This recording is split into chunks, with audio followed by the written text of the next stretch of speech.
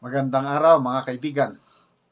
Pag-usapan natin itong post ni Dare to Ask 1 hour ago na i-post. Sabi niya, Chief Justice Alexander Gismondo requested the Solicitor General to submit to the Supreme Court a listing of all cases of notices of disallowance issued by COA on PhilHealth over the last 5 years, particularly those cases that reach the Supreme Court and the status of those cases.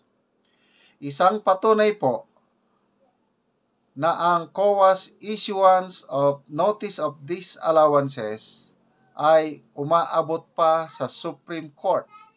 It doesn't end with COA. Ito, matindi ito. As per 2023,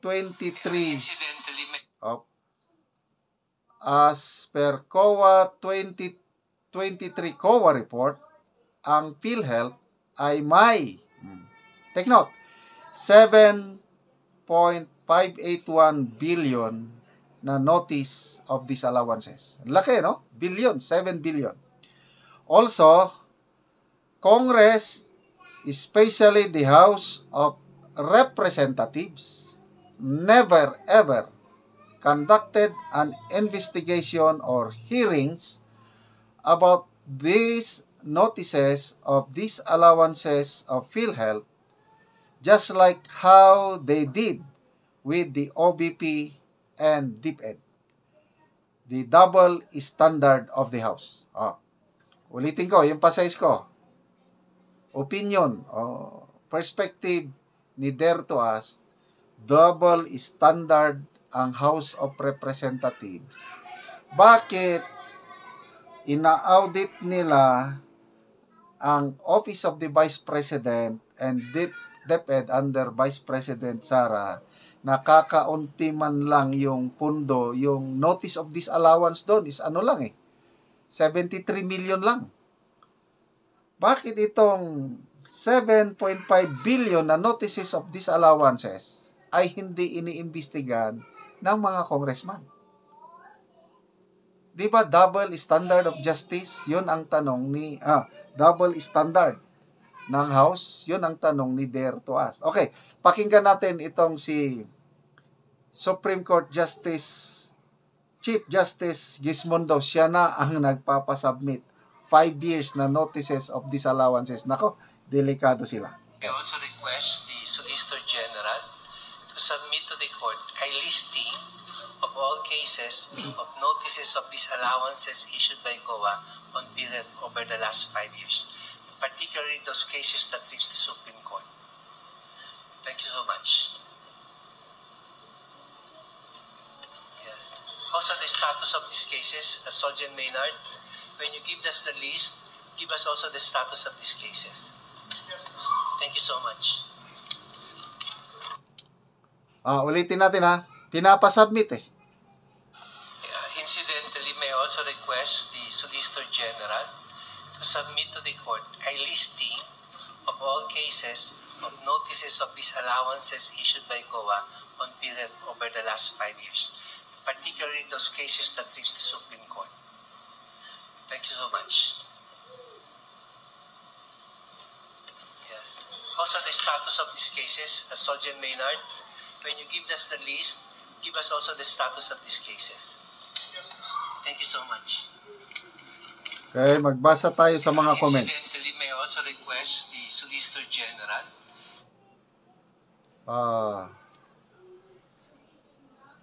Sana yung comments. To submit to the court a listing. Pinky Manapol, I hope this is just the beginning. Puslan man gisugdan na ni. Nasimulan naman lang, sana tuloy-tuloy na. I hope all government offices be subjected to Supreme Court proceedings para makita gyud ang klaro asa ang kwarta ng katawhan. Let it be known that every Filipino deserves to know what is the status of our financial resources and how it was exactly utilized for the benefit betterment of every Juan de la Cruz. Kaya, these are all positive developments, ano? Malaking kamali nila yung ginalaw nila, pinakialaman nila ang PhilHealth Fund. Yung mga nababasa ko lang ito 230 billion pala ang gusto nilang kunin ang Congress sa PhilHealth. Kasi lumalabas sa financial statement ng PhilHealth, ang dami nilang reserve fund. So 230 billion ang gustong kunin. Hindi pumayag ang Finance Department, kaya 89.9 billion lang. Na lumalabas sa oral arguments kahapon. Ano pala? Hindi maganda yung presentation ng PhilHealth statement, financial statement. Hindi nasunod yung standard ng Philippine Accounting System. Mali-mali ang financial statement. Kaya, no wonder, sinabi ni Justice Javier nung unang argument pa lang, oral argument, na bankrupt na ang PhilHealth. Hindi nyo ba yun alam per COA report? O ito yung financial statement na inutingkay kahapon. Ang assets ng PhilHealth is only 347 billion. Ano pa ito? Ano ba to? Overstated. Napasobrahan ang assets. 347 billion. Overstated. Ang liabilities, ang laki. 1.16 trillion liabilities. Misstated. Maliit ito. Actually, mas mataas. According to Supreme Court Justice Javier. Kaya, nagkaroon po ang deficit or negative equity ang PhilHealth. 816 billion deficit. So, ganyan po ang status ng PhilHealth natin ngayon. Kaya, mabuti at pinapakialaman na ng Supreme Court. Pinapasubmit yung mga notice of disallowances. Ulitin ko, at ilan yun? 7. Sandali na. Per COA report, 5.81 billion ang notices of disallowance ang PhilHealth. Bakit hindi nyo imbestigahan? Ang laki. Ang 73 million lang ng OBP inimbestiga ninyo. Diba? Double standard. Okay, mga kaibigan, salamat sa inyong panonood palagi sa ating channel. At nagkakaroon tayo ng income dahil sa inyo. Tinutulong natin ito sa kawawang talaandig na tribo sa Bukidnon. Namimigay tayo ng yero at pako para makapatayo sila ng bahay nila dahil kawawa ang kalagayan ng mga bahay nila. Kitang-kita ko kung gaano kadesperado, butas-butas ang kanilang mga bubong. Panoorin nyo ang video na ito. Sana ipagpatuloy nyo ang panonood, lalo na ang hindi pag-skip ng ads. Kami karon sa Dunggaon, na ay balay diri, maluoy kaayo, buslot na kayo ang iyang balay. Ayo, ante! Sunod ko ante sa inyong balay. Maayong buntag ante. Maayong buntag ta. Muna ninyong balay ante. Muna ni, akong balay. Mga buslot. Oo. Gaulanan na gid ni ante. Ulunan na ante mong balay. Gaulanan na akong balay.